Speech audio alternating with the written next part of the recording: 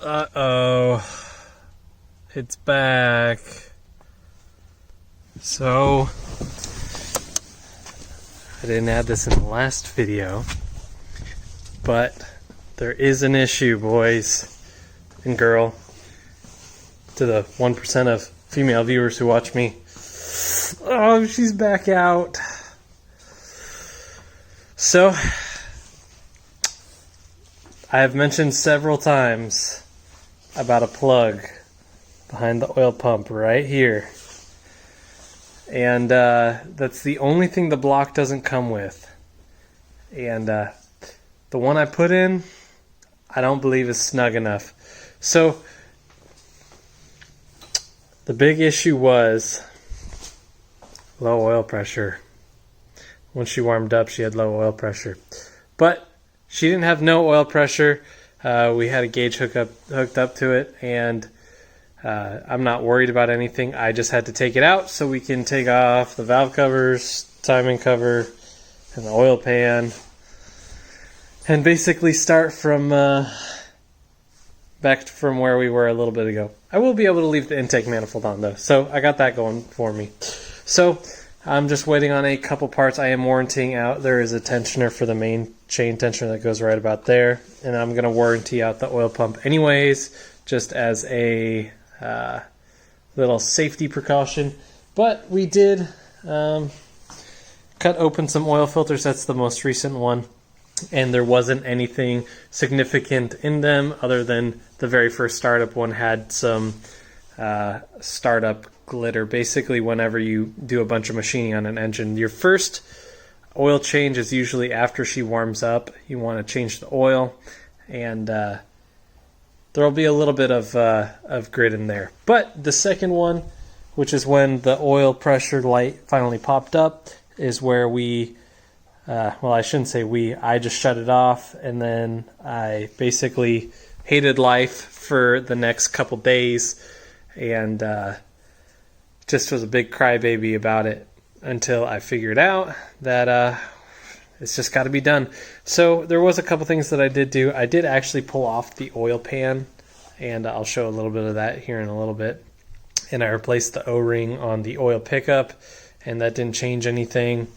But also at the same time, I replaced the oil pressure sensor, and I was hoping it was one of those two things, and it wasn't, so got her pulled out. It was about 4 hours from the first start to getting it pulled back out, not consecutively, because that would really suck to just slap it in, start it, then to pull it right out. But a couple days later, I just pulled it back out. So just got some time to kind of check over some things. There are things I want to do differently when I reinstall it, so it is not without, I mean, this whole thing isn't in vain. But going to be interesting. So got parts on the way and another plug. Hopefully that plug fits in nice and tight, and we'll show you some of that in a little bit. Well, boys, this is not exactly what I wanted to do, and I definitely didn't want to film this, but that's the oil pan. I've got it off of the vehicle, but I was idling on the second start, and low oil pressure popped up, so I immediately shut off the vehicle and got to thinking about what I could have done wrong, and I forgot to replace the O-ring on this pickup, but I'm not quite sure if that was it. But otherwise, I've got the oil pressure sensor, a brand new one, to put in also. I'm not gonna lie to you guys, I'm pretty discouraged. I don't think there was any damage. There was definitely oil pressure because there is oil in places that otherwise would be, you know, not oiled. But the pickup had a tiny piece of saran wrap in it, and then it had some like red fibers in it. I don't know if it's from the oil filters or what, but got it completely cleaned out. Sat with a pick for a good little bit and cleaned at the screen on it, and then whatever was left over of those fibers, I used a torch and burned them out, and then I cleaned it again. But what can I say? Not exactly what I wanted to do. But you can take the oil pan off with the vehicle still having the motor in it. So I guess there's that. It didn't take too long to get it done. I just had to take off the downpipe, the oil return line, and a couple other things. I'm a little upset, I'm not going to lie. But hopefully I can get this RTV'd up. The only thing that I'm worried about is the front timing cover RTV because it's tight. I just don't want it to like just slide it off when I'm putting it on. But gotta do what you gotta do. I guess an oil leak is better than no oil pressure.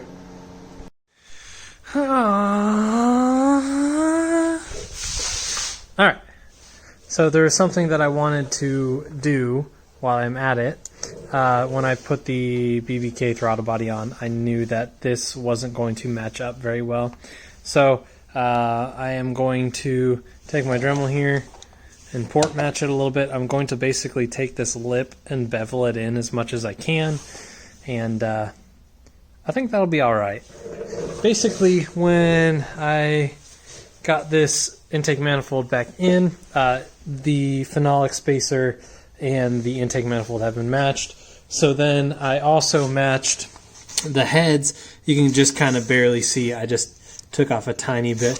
I am going to do a head build in the future. So while these heads are extremely restrictive for the time being and the cams suck, hopefully some cams will hit the market and I can do a full head build because I want to do it all at once. I don't want to do...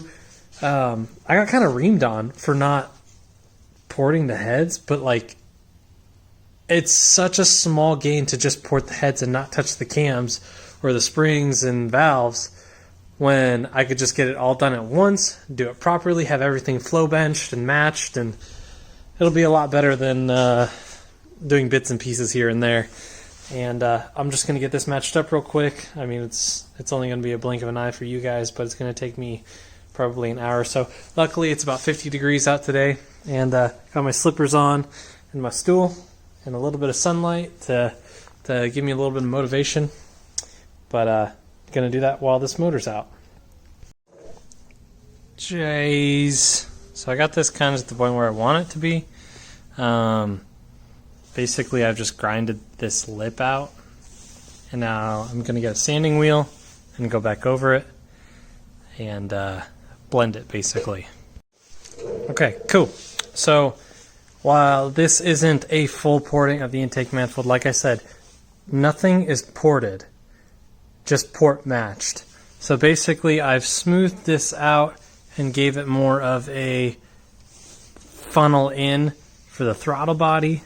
I did a little bit of this in the past, but I just basically kind of port matched this in for that throttle body. We've got some dowels I need to find because I actually turned this motor upside down to get the coolant out of, not realizing that the coolant lines right here would pour all the coolant.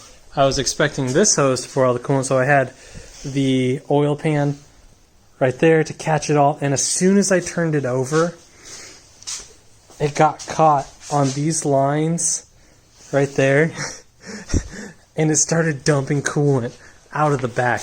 And I'm trying to muscle this motor. It's so top heavy, and I've got this is like the tiniest little so it was stuck upside down, coolant's pouring out. I'm just like, I'm basically freaking out, and I finally just have to leave it on these lines. Luckily, there wasn't a lot of tension on it, and I had to grab the jack for the hoist, and then I was able to turn it back over, and oh my gosh, the coolant was going towards like the outside of the garage, because any garage has a slight incline. Well, any good garage, I guess, has a slight incline so that water drains out. And it was almost to the boxes and all my other crap, and oh my gosh. It was a fiasco in itself. But all that being said, coolant is drained out, and I shouldn't have an issue when I replace the that little plug behind the water pump. I just test fitted it, and this side needed a little bit more, just right around in here. So I'm gonna slap this back on, and I'll show you guys what I mean. Well, they say you're not supposed to manually open this, but you know, I've had to pull the motor out twice anyways, so whatever at this point. So basically have it all kind of blend in the best it can, and instead of having like a lip. And ooh, look at that weld on this. Oh my gosh. Yeah, my buddy did that so the coupler doesn't fall off. But gonna get this tightened down. I actually have a set of dowels for this by the same guy who I linked in the last video, EcoBoost_X Sport on Instagram. He makes a set of dowels for the phenolic spacer and throttle body, and he makes a few other cool things, like some drain plugs for the PTU and trans and engine oil, and there's a bunch of cool little hardware he makes up, but I need to get that done, but I haven't, and I'm just going to tighten it down and send it. I'll do that in the future. But I do have the dowels in here. You can see them right there, so that this phenolic spacer lines up perfect. But nice little port matching to finish off the intake side of things. Exhaust doesn't really need port matching because these exhaust manifolds, the actual port from the exhaust manifold to the head, the port on the exhaust manifold is so much larger anyways, and you want to keep that velocity coming out. Yeah, a lot of stuff. But I'm going to tighten this down and make sure she's good to go, ready for reinstallation. I did get the oil pump and the main timing tensioner and one stud because this bad boy decided it wanted to be mated forever to that nut. So who am I to divorce them? Oh, so I got the fuel lines off. Valve cover's ready to come off. I'm just going to cover up the motor because I just want to keep it sealed so that no crap gets in the oil pickup randomly. You know, I still don't even know what that could have been. It was kind of like shop towel material, but I don't know. But anyways, apparently that wasn't affecting anything, and it's actually that plug behind the water pump. But we'll get that fixed up in the next video. I think I'm going to leave you guys here because otherwise this would be a kind of monstrous video, and I really need to update you guys. Been kind of quiet since the first startup.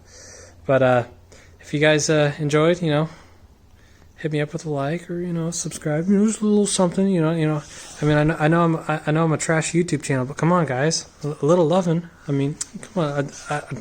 Maybe I need to sell out some more or something. But no, I'm just kidding. Anyways, I will catch you guys in the next one. We will be replacing the plug behind the water pump, and she should be good to go. And like I said, it's not like we had no oil pressure. We just had low oil pressure, and it was just enough to cause the code to pop up. We actually have, this is the old oil pressure sensor, and thread that in so we can use a mechanical gauge, and we're able to figure out.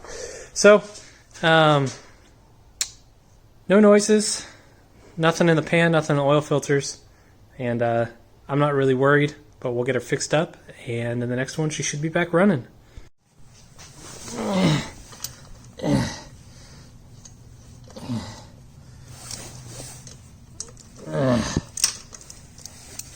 Crap.